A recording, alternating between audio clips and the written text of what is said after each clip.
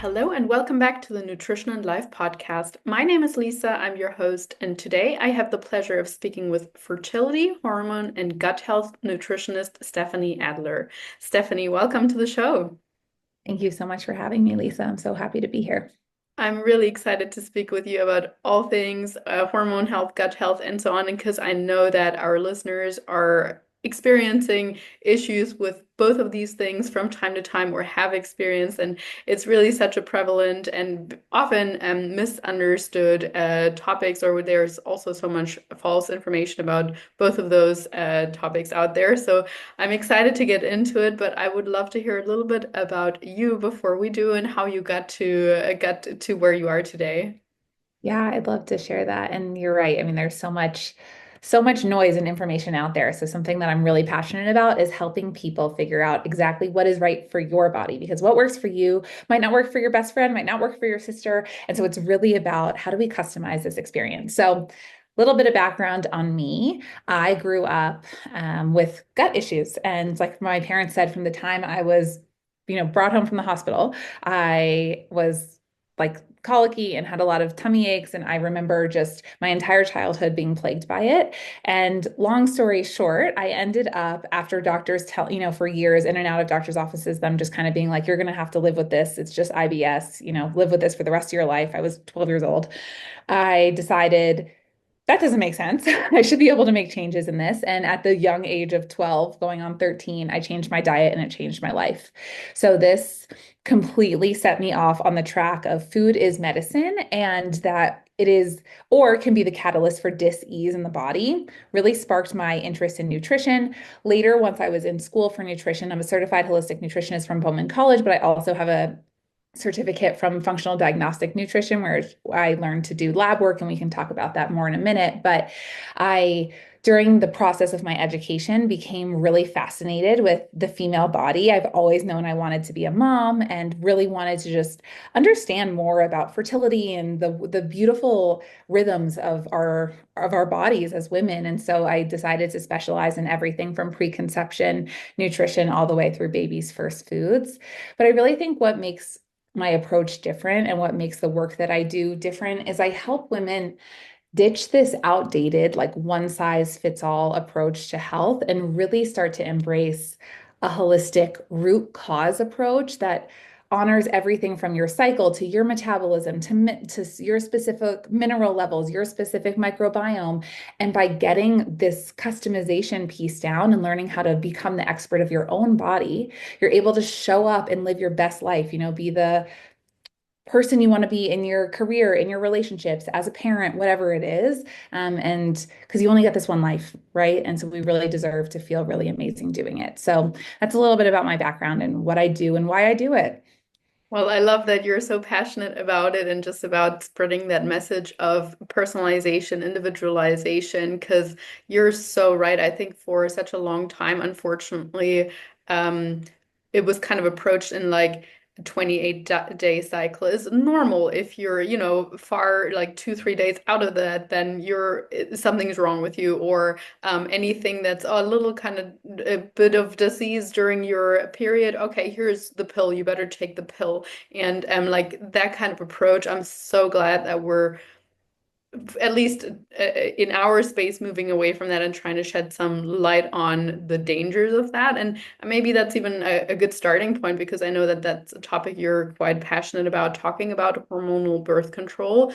And so maybe you can share with us what are some things that we should know about hormonal birth control, or maybe even some things that we should be aware of when we're talking to our OBGYN in regards to that.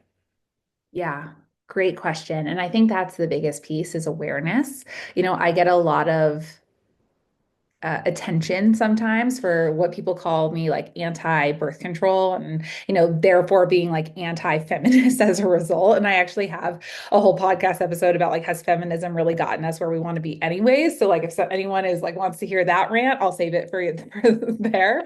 But um But here's my thing with birth control. I'm not anti-hormonal birth control. I'm anti women not having informed choice about it. I was put on the birth control pill when I was 12 years old after having two periods because I had two painful periods. My mom was like, let's go to the doctor and see what they say, which is like a totally valid thing for her to have thought, you know?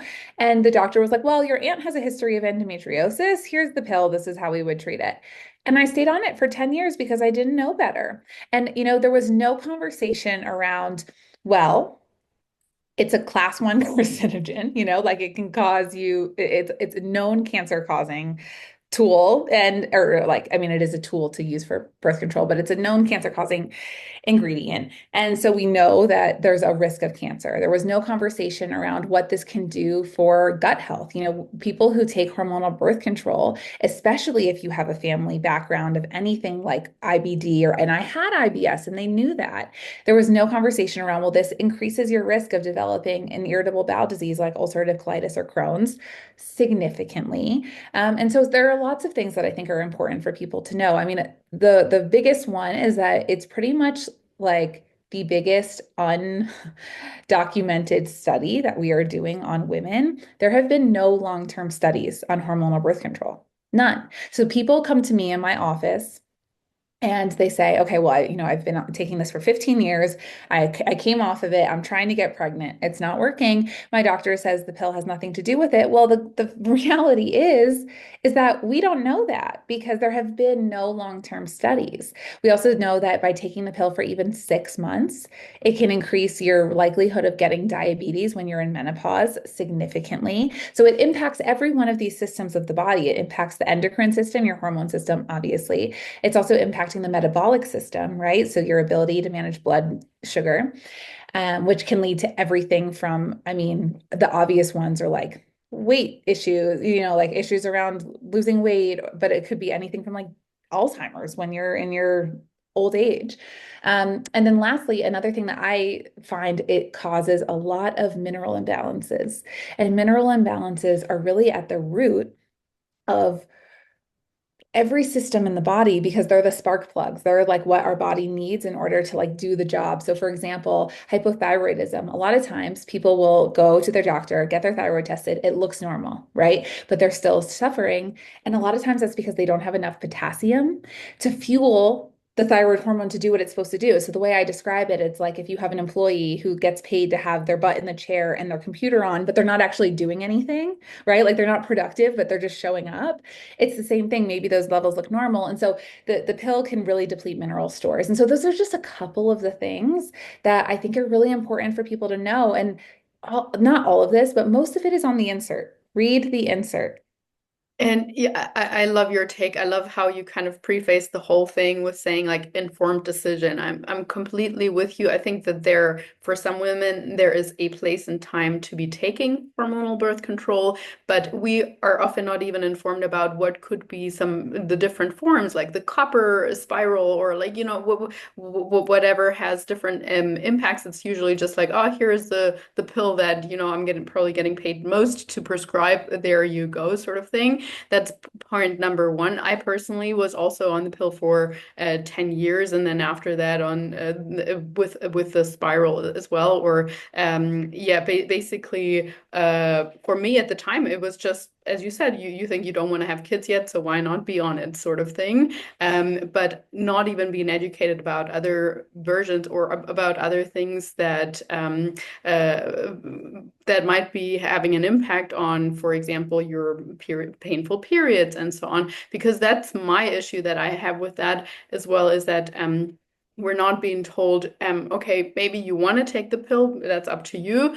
But why do you really suffer from these painful periods? Let's address that as well, or instead with some lifestyle adjustments like nutrition, like stress management, like, all these things that is not being addressed. And I understand that physicians are not receiving the proper education when it comes to that, or don't have the time, often, at least it feels like, to address that also. So, all kinds of empathy for the physicians and as well also for anyone who is on the pill and who's just saying like, I don't have the time, really don't want to have a kid right now. I'd just rather be on the safe side. I think the ironic thing that I have personally experienced with that is that number one, after a while, I just felt less and less like myself. Granted, there were several contributing factors, but still, that was one of them, in my opinion. And number two, I actually had the desire to be less sexually active because of the Yeah. pill, or that was a big impacting factor. And it's kind of ironic because we're taking that to be freely sexually active, and then you actually don't really feel like it anymore. And so there's so many things associated with that, and I just, as you say, like I love how you're just empowering women to make more educated decisions when it comes to that. Totally. And Lisa, I want to piggyback off of something that you brought up. So, yes, I mean, anxiety, depression, I see that all the time. Like I'm asking people their health history and we start going through things and they're coming to me and they're on something like Lexapro or, an SSRI. And I'm doing, history and they're like, okay, I got on birth control at 13 and then I got on the SSRI at 14. I see that all the time, like a year later, 6 months later, and it's so common. Another thing about the sexually active piece, which I thought is so funny too, is that it can also influence us picking the wrong partner. Mm. It changes the way that we like put out and then receive pheromones. And so a lot of times like we're seeing that we're like less attracted to men that would either have we would have better babies with, like just genetically compatibility. And so it's a really interesting world. And that's, I think, just the piece of we've only scratched the surface, right? Like some of the risks that I shared before, I think are just some of these like really big risks that it's like amazing that people aren't talking about. I'm not super surprised that doctors aren't like, it might make you less horny. Like, but so many people are going on the pill, not even for contraceptive purposes. It's something like 40% of people who take hormonal birth control are not actually using it to prevent pregnancy. They're using it to manage painful periods, acne, to manage mood disorders, whatever it is. And you're right, they're not being told that this is not this is a band-aid and this is not addressing the root cause of why it happens. And when you come off of birth control, not only will that problem still be here, but it'll probably have gotten worse. And I think that's something that's so important to reiterate.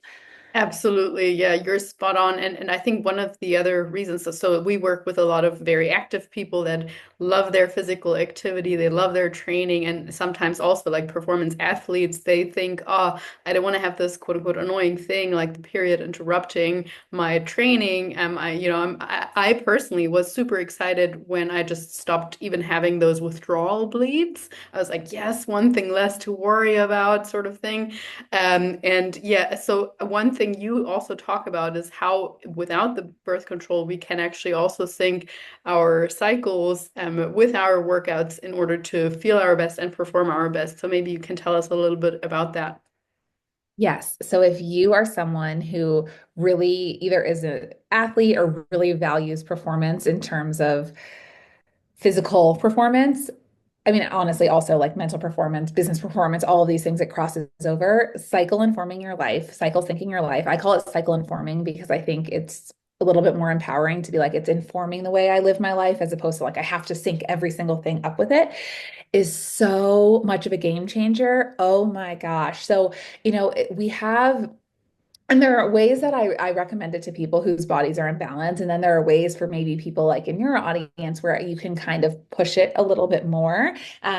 So I can let you in on some of those things that I typically don't say outside of private conversations because I don't want it to get back to me because it's not appropriate for everyone. But when we're thinking about exercise, for example, I want you to envision your body in the seasons of the earth, right? And like really we need to look to nature and understand that not everything can be in movement, in bloom, and like active all the time. And our body is actually giving us the blueprint for that. So a man has a 24-hour hormone cycle. So every day their hormones are the same and they have higher testosterone and cortisol in the morning. they have it lower at night, they feel, more so like it's rinse repeat. We have that over the course of a month, though. And I feel like the way that most people have been engaging in physical activity is based on that 24-hour cycle. And then they wonder why it's not working for them. So when it comes to your female body, when you're in a natural rhythm and also that rhythm is in balance, typically we want to rest during our period. That is like an ask from the body to slow down. And I find that if you don't honor that, you pay for it later, and you pay for it in other ways in terms of hormonal imbalances in your body. It's like whispering to you and it's asking you to slow down. And if you don't listen month after month, cycle after cycle, it starts screaming in a lot of other ways. So I usually recommend something like if you want to stay active or like to keep just the like time on your calendar and stay in your routine. I love like heated yin yoga or heated yin restorative yoga. It's also the time that your body is the coolest. So warming it up is really valuable, which is why I love those like heated spaces. Or this is a great time to use like sauna or whatever it is that is like a part of your recovery practice. And then we move into your follicular phase. And in your follicular phase, estrogen starts to rise. And so as estrogen starts to rise, not only do you feel a little bit more energetic, but you're also feeling a little bit more focused. You kind of, or maybe like, it's a really good time if you're someone who plans out your workouts or like, is really intentional. And by the way, I am not like a bodybuilder in any means. So if I get some of this incorrect around like what that would look like in terms of planning things out, please let me know. But if you're someone like this is a really great time to like plan out, like this is what I'm going to do this month. These are my workouts. This is how I'm going to, and you're very able to be very rational about it. And estrogen also, as it slowly rises over the course of the 10 or so days that you're in this part of your cycle, you become a little bit more social. So I also really encourage people, this is like an awesome time if you enjoy group fitness to like, be starting to like work out with other people or just like be in those spaces. Like it feels really fun. And then when we're in ovulation, so estrogen is peaking, and I like to describe estrogen as like our fun Aunt Estrogen. She comes to town and she's like, "Girl, do you have a fake ID? Let's go dancing. I'm gonna be your wing woman." She like wears cheetah prints. She's like the life of the party. She's awesome. And so like that's what's happening with you and your hormones. And so you're like really articulate. Your face is changing to be more symmetrical. You have like a natural rosy tint to your cheeks. Like it's so fun. That's not super relevant for working out, but it's just fun to know.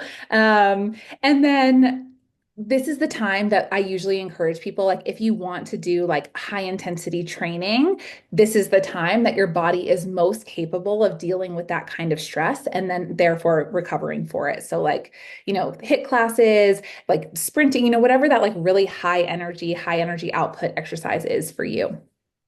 And then we move into the luteal phase. And for the sake of exercise and like for the sake of like some of the energetic pieces, I like to break the luteal phase into part one and part two. So a healthy luteal phase is typically 2 weeks long, but the first week of it kind of more resembles like closer to that follicular energy or that ovulation, not quite as high, but like it's more in the realm of that energy. You're able to do a little bit more. So this, is like normal workouts.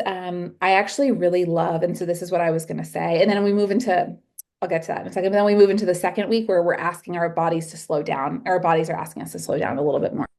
But what I actually want to say is that if you are someone who has the energy like to spend, has the reserves, is in a really good place in their body, and you practice weightlifting in your luteal phase, you will get more overall gains. Like your body is more primed to receive those benefits. But this is with the caveat of if you are out of balance, if your adrenals are taxed, if you're been stressed for a long time and you continue doing that, it'll stop working and it's not going to be good for your body and your hormones. So there's a little bit of nuance there, but if you're capable of it, doing some weight training can be really beneficial in your luteal phase and like intense weight training as opposed to, Pilates, whatever, things like that. So I typically recommend rest slash slow yoga, and then you amp up into more like cardio, high intensity at ovulation, and then come down with more of that like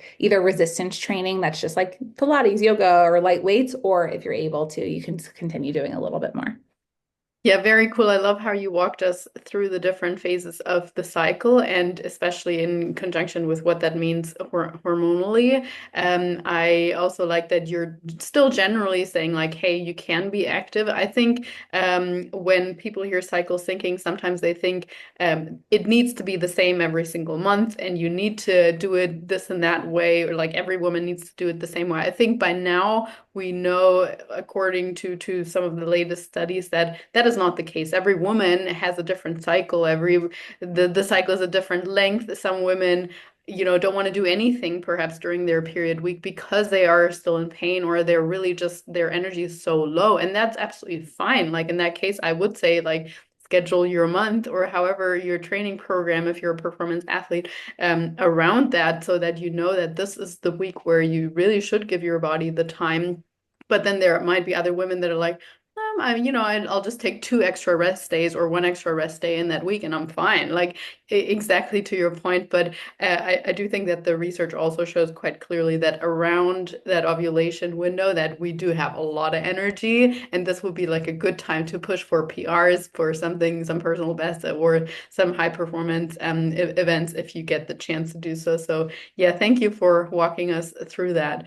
I want to shift a little bit into gut health because that is definitely a topic that our listeners are really interested in. So, what are some things that we should really look out for, or that could be something that keeps women constipated?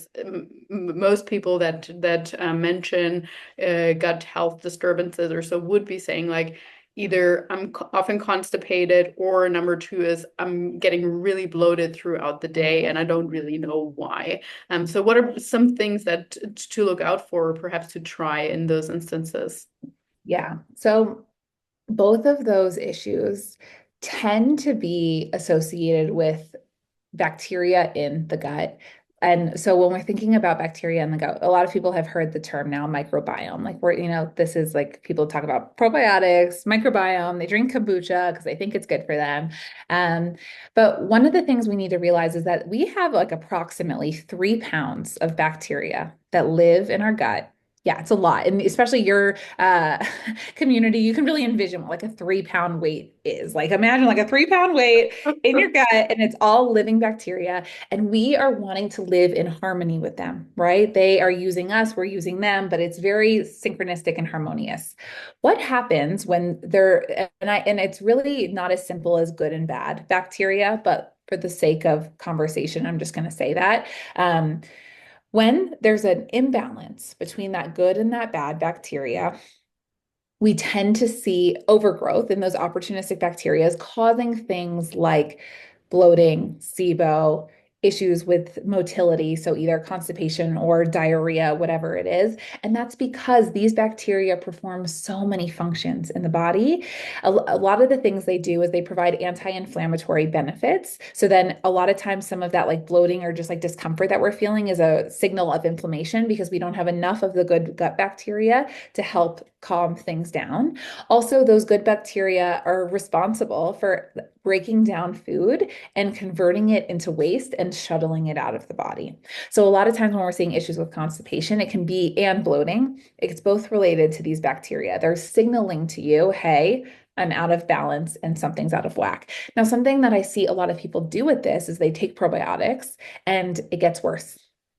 And that's because well, it can be for a few reasons, but one of the main reasons is because a lot of times we have an overgrowth of the bad bacteria. And when you're just throwing probiotics on it, it's almost like throwing oil on a fire because it's not specified. And so this is one of the reasons that I do really love gut testing, where we're able to look at the microbiome and see, oh, wow, like you're actually missing the bacteria that's responsible for metabolic processes. So, like, maybe this is why you've been working out nonstop, eating well, but you're not losing weight. Or we're able to see, like, oh, hey, you're really overgrown in methanol. Like, that totally makes sense that you get bloated after meals, even if you feel, or like you just get bloated drinking water, right? And we're able to really get clear on, like, okay, well, how do we address some of these overgrowth bacteria using, herbs or other supplements that are very targeted while also bringing in the correct probiotics and recognizing, something that I think people don't realize is that eating fermented foods is not optional.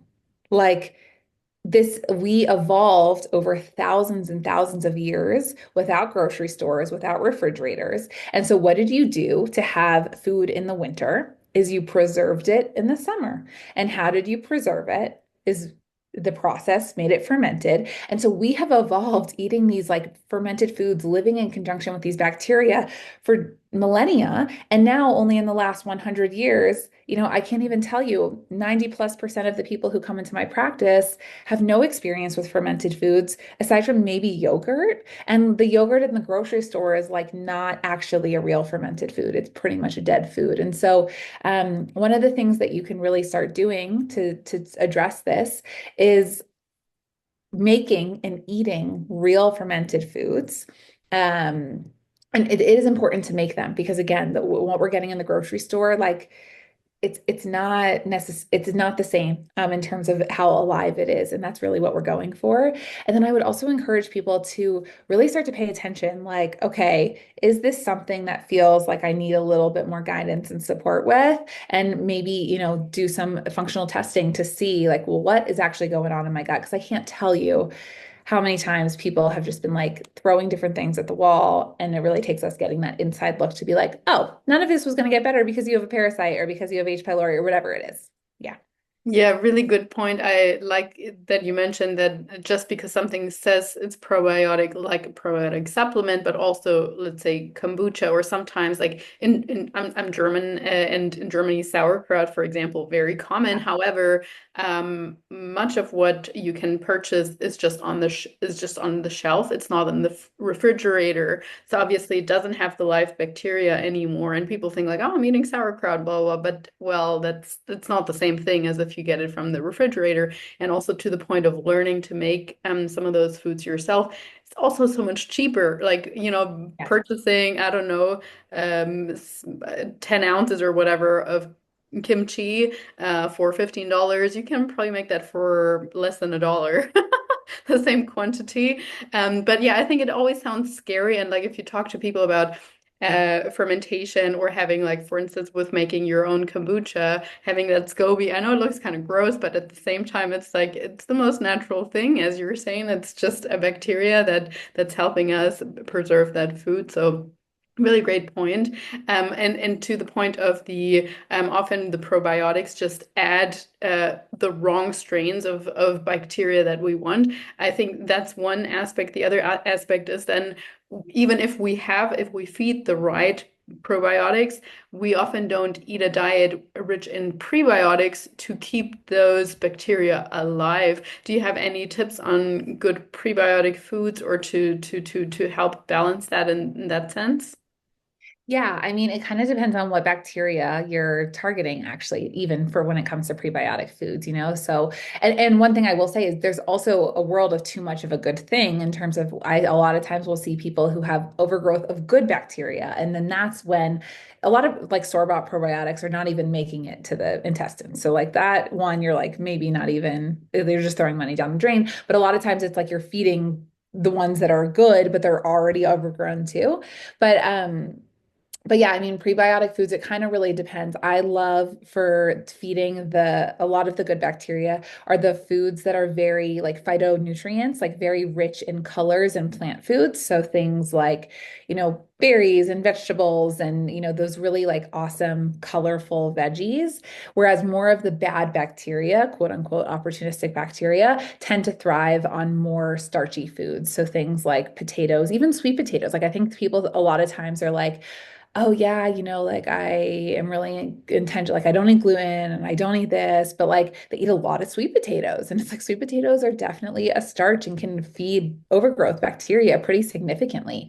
Same with, regular starchy potatoes, whereas like something like winter squash, still a complex carb, but not going to feed that bacteria, overgrowth bacteria in the same way. So there's a little bit of nuance there. Another thing that's really awesome for feeding good bacteria, if you're not overgrown with certain bad bacteria, are like alliums. So onions, garlic, things like that, or foods that like Jerusalem artichokes, that have that very specific type of starch to break down. But one I will share, because I see this a lot that people don't have enough of. I mentioned that bacteria that is responsible for metabolic function. So Akkermansia is what it's called. And I see on a lot of people's GI maps that it comes back either below the detectable limit, so they don't have any, or very low.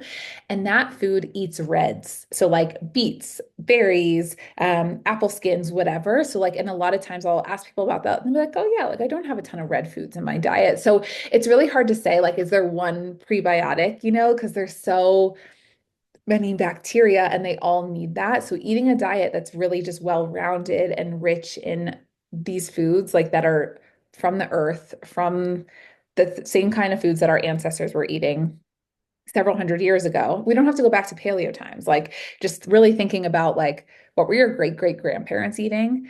And if they couldn't have sourced it somewhere in the world, like I think that gets a little tricky where it's like my great great grandparents weren't drinking matcha, but someone's were. So like if someone's great great great grandparents were eating this, then it's probably good for you to eat. That's a great answer. Thank you. And yeah, let's talk about some of those tests that you mentioned. So I know that you're quite passionate about I think it's called HTMA, the hair tissue mineral analysis test. And yeah, tell me a little bit about what that is and how we can get access to it. Yeah, so the hair tissue mineral analysis test, or the HTMA, is my favorite functional lab.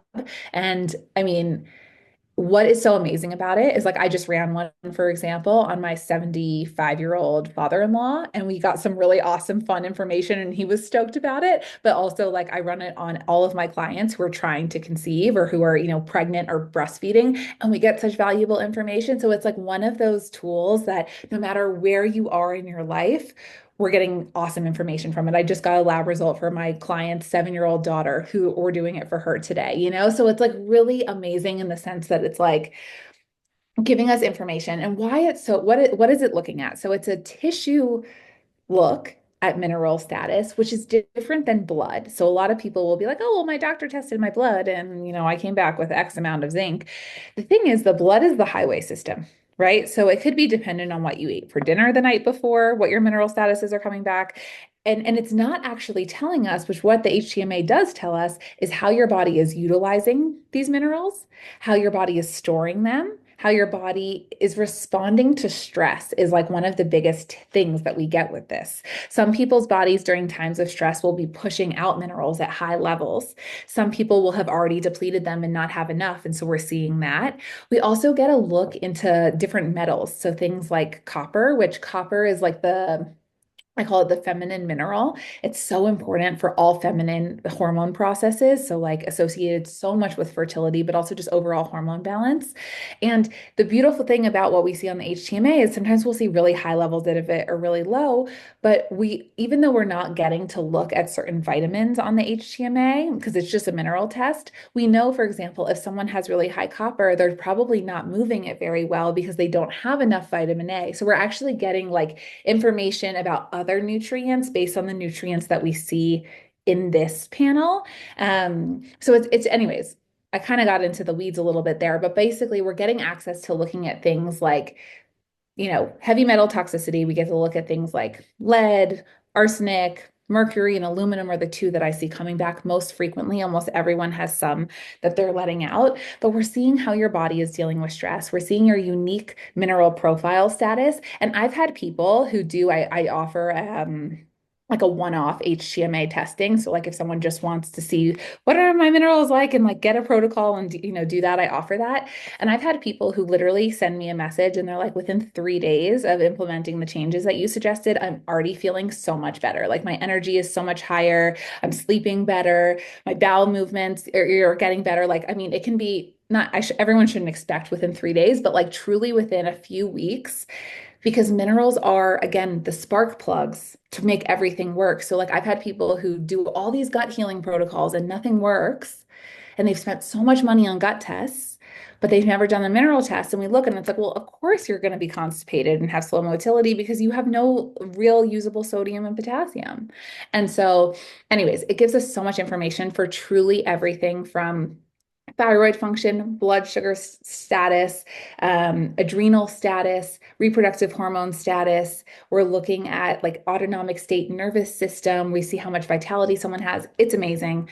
I highly recommend if someone is going to do one thing within the functional space to start their journey and like really get a lot of information, it's the HTMA. And so how do we get access to that? Because it's done through a hair probe, is that correct? So you can order it online, they'll send you the thing and then you put in a hair strain or something like that and then send it back and they give you the results. Is that kind of how it works?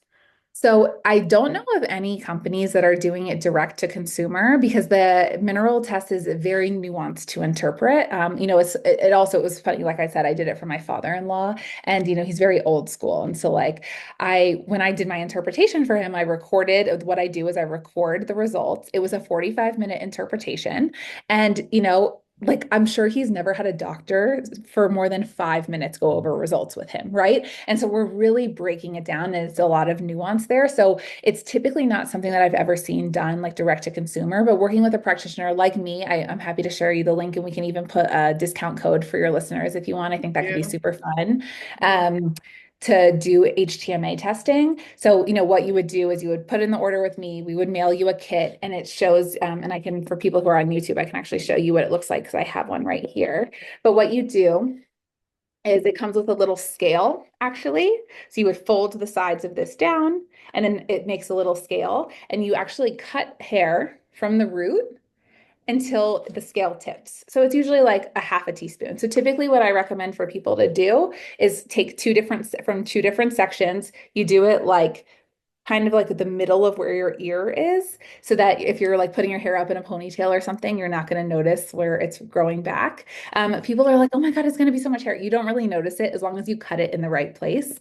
I've had people, take it to their hairdresser and say, will you cut this for me so that, they know they're doing it right. I've had my husband do it. The last time he definitely took out way too much of a chunk. And I was like, but it'll grow back. It's just hair. And then yeah, it goes to the lab. They, run it through their machines, which pulls it out, and then we get a report. And then that report goes to the practitioner. We make a interpretation for you. What I do in my practice, like I said, I record a video explaining your results so that you have access to that as, much as you want. You can go back, watch it, press pause, rewind, whatever you need to do. And then you get a written protocol of foods, supplements, lifestyle recommendations, all the things that I'm recommending that you can follow for 90 to 120 days. And what we see when we get this test is approximately a 3-month snapshot. So we're really offering then like another 3 to 4 months, and then you have the opportunity to retest. I also offer a 30-minute call for people to go over any questions that come up with me, and then you get a week of email support for additional questions. So it's Oh, super fun. super cool. Yeah, it's super, super Yeah. personal. I love that. And I love that it's because for a second there when you were saying like, oh, this could have been something, influenced by what you ate 3 days before or whatever. But if it gives us an idea of what has been going on in your body over the last 3 months, that's, much more helpful. So if someone is wondering, even though you've kind of explained it quite well already, but if someone is wondering, why should I invest in this versus a blood test, for example? What would be some reasons? There's almost no blood test that you could do that will give you as much information as the hair mineral analysis test will give you. Like I said, we're getting insight into the way that your adrenals are functioning. So one of the things, well, I won't show it on this, but one of the things, the way that the report is broken down is in 3 sections. So the top is like individual nutrient levels. The middle is typically like toxic metals, mercury, aluminum, cadmium, things like that. And then at the bottom, we have these significant mineral ratios. And these ratios, so it'll be looking at, the ratio of calcium and magnesium to each other. And if that ratio goes above a certain amount, for example, it's indicating that you're in a state of hypoglycemia throughout the day. So, like, we're getting information about your blood sugar status. And again, we're also looking at the way that your body manages stress. So, like, how your body, your specific body, not my body, not your friend's body, your specific body is responding to stress through its mineral output. And a blood test, like, can't show you that. I mean, there's just no marker that will give you this kind of broad, full picture of, hey, this is the full picture of what's going on in your body right now. Yes, there are limitations to it, right? Like Iron, for example, is not something that we see perfectly on an HTMA. If I have like any real concerns about someone's iron status, I'll typically additionally send them for blood work. It doesn't happen often, but I'll do it. Sometimes I'll see on someone's HTMA, like, wow, there's a lot of stress happening in your body. And if you come to me and you say, but my life is super chill, then I have questions around like, well, maybe we need to do some testing to see like if you have something going on in your gut, or if you have, I don't know, exposure to mold or something, right? Like there are limitations, but I think there's no blood panel that is going to give you actionable information like this, right? You could get a full blood panel that tells you like, all right, your red blood cells, your white blood cells all look good. Your everything else is like somewhat within this humongous normal range that we have, but you're typically never leaving with here are some actionable steps, whereas this is going to leave you with actionable steps as far as your lifestyle goes, actionable steps as far as your diet goes, and helping you supplement right for you. I can't tell you how many times people are taking supplements, especially prenatals, that are making this worse, that are making it harder for them to conceive, that are making their periods more uncomfortable. Because if you have excess copper, for example, which is that feminine mineral, but you have too much of it and you're not able to move it because you're not eating enough vitamin A, what's vitamin A most commonly found in? Liver. How many women are just like regularly eating liver today? Not that often, right? And so I see this a lot. And then people are taking a prenatal that has copper in it. And it's like, well, you're not like, and it just makes the situation worse. I see the same with calcium. I see this with vitamin D. So many people are taking vitamin D, and vitamin D will influence your magnesium and your calcium in a negative way. And so I'll see people who are just taking so much vitamin D, and it's causing them to have a calcium shell where they're like not able to deal with stress properly. Kind of getting in the weeds there, but point being, it leaves you with so much clarity that I've never seen anyone be able to get. I can run blood tests if I want to. I choose not to because I don't think that I'm getting as much information for my clients. Awesome. Yeah, I just wanted to highlight that because I do think, of course, some people might not have a blood test covered by their health insurance. And so then they think, okay, maybe I should invest in a blood test, or should I invest in this instead, or can I do both? And so, yeah, thank you for highlighting that. I think that's a really big pro, obviously, having such an actionable takeaway from that. And yeah, Stephanie, in general, thank you so much for your time. It's been a true pleasure. I will make sure to link all of this up as well. Of course, all your information, but the test or link to scheduling the test definitely. And yeah, I think we've learned a lot from you. So truly, thank you so much. Thank you so much for having me, Lisa. It's been such a pleasure.